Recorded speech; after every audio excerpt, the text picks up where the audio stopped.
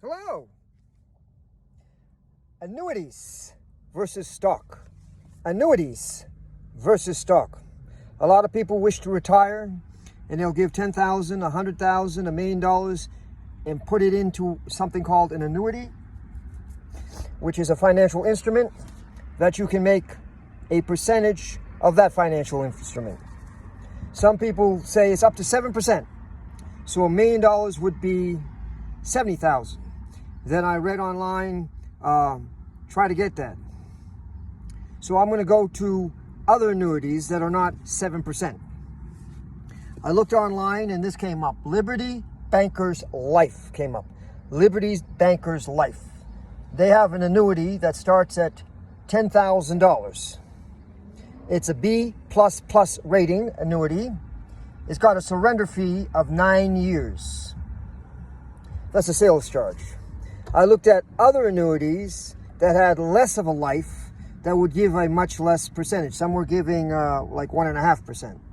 But right now I'm not talking about those. I'm going to look at Liberty Bankers Life. A lot of annuities are backed by straight insurance companies. This one has Liberty Bankers Life, bankers in the title. I don't know if there's a bank connected with it or not.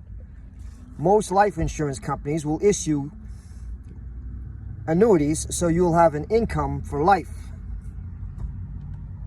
This percentage has got 9 years for a surrender fee, and you're supposed to make 3%.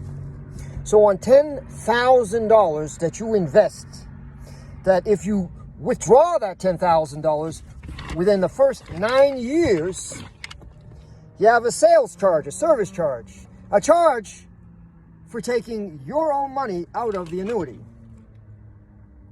It gives you a whopping 3%. Supposedly guaranteed with a B++ rating.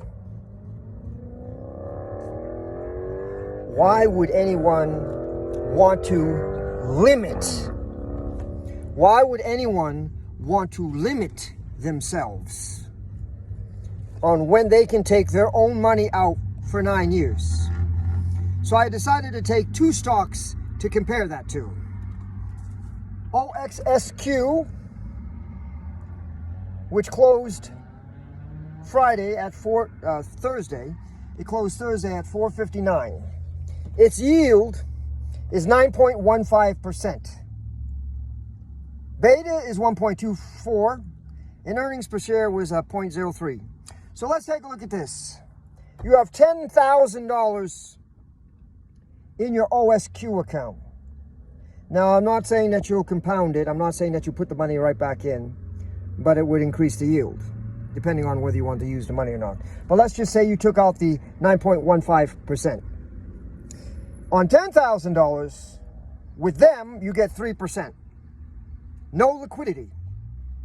If an emergency comes up, you lose money instantly.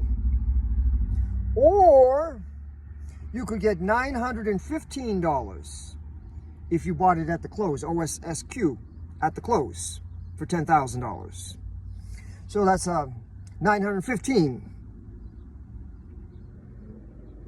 ORC is the other stock I want to compare it to. Its price was 601.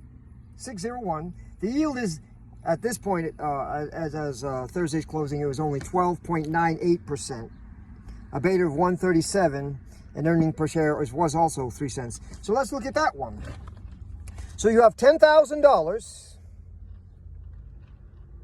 that if you take out of Liberty Bankers Life, you pay a sales charge. If you have ORC, you got 12.98%. On $10,000, that's $1,298. So you can have $1,298 with some volatility, or you can get $300. What's the better deal to you? Well, they're an insurance company, or it's a banker's insurance company, or it's a very secure 3%, really. I recall in history of all the banks that have gone bankrupt. I recall in history how many insurance companies have gone bankrupt. Google it. Find out for yourself. Am I going to trust a certain insurance company is going to be there? It may be there, but they're only giving you 3% on your own money. When you can get 9% if you go OXSQ, you get instead of 300, you get 915. With ORC, instead of 300, you get 1,298.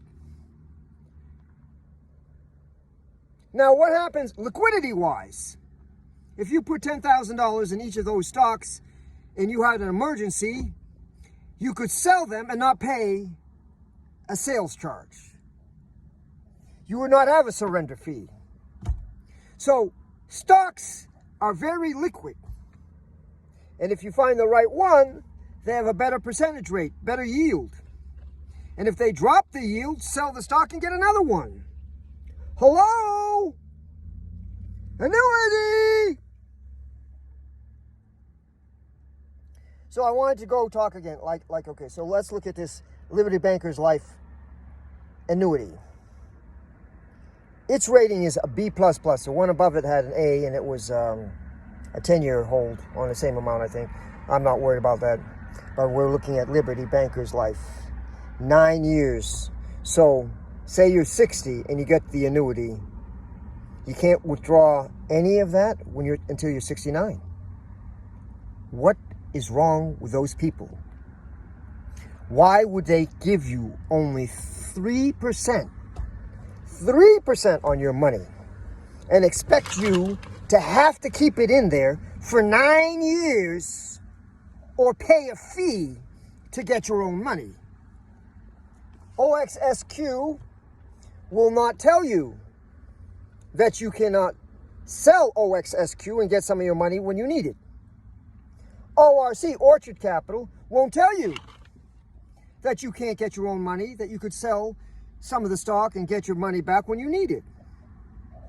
But annuities, they're safe as long as the company that backs them isn't bankrupt. If an insurance company is the backer and the insurance company, say, insured Texas, and say that insurance company that insured Texas went bankrupt because of a snowstorm, how are you going to get your 3% that's so safe? This particular one, Liberty Bankers Life, may have a bank connected to it. Banks are insured by the federal government. If it's also an insurance company, if it's an insurance company and bank, I don't know if they can work together or not. But say it's an insurance company with a titled banker in it. I don't know. Banks can go bankrupt. A bank that I knew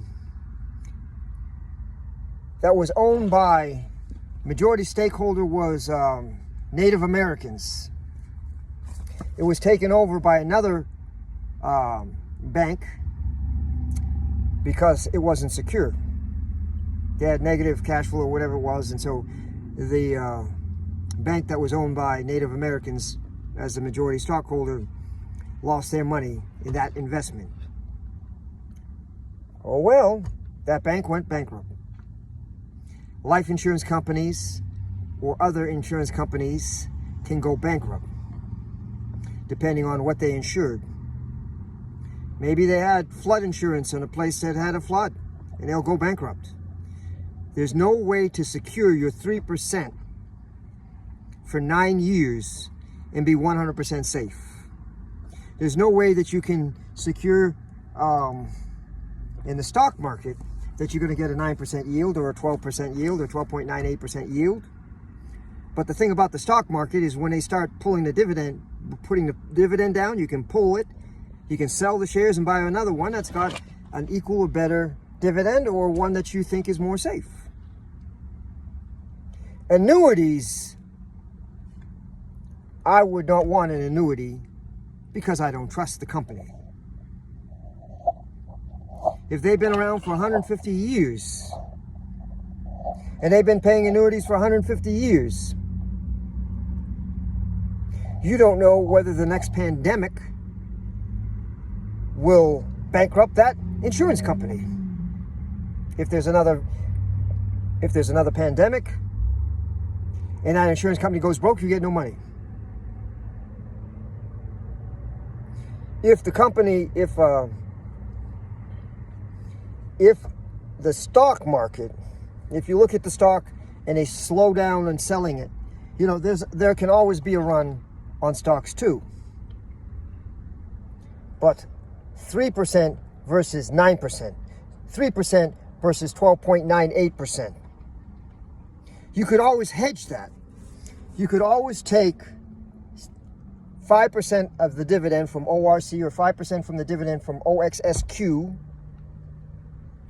and you take that out in cash and buy silver or gold if that's what you want to do to hedge, in case you think money is not going to be worth anything. But if you want a surrender fee, you don't know what's going to happen in the next 9 years. You don't want to be tied up for the next 9 years. Even if it's 3 years, you don't know what's going to happen in the next 3 years. In my opinion, for me personally, I do not want an annuity to tie up money that's mine for 9 years, for even 3 years. There may be an annuity that pays you 1.5% for 3 years. To me, annuities are not worth it. To me, stocks may have a little bit more risk, but the reward outweighs the risk when you're talking 3%. And that 3% is not guaranteed, because the company in 9 years can go broke. Peace out. Live long and prosper. Have a jolly good day. And remember, God bless America. For me, stocks, yes. For me, annuities, no.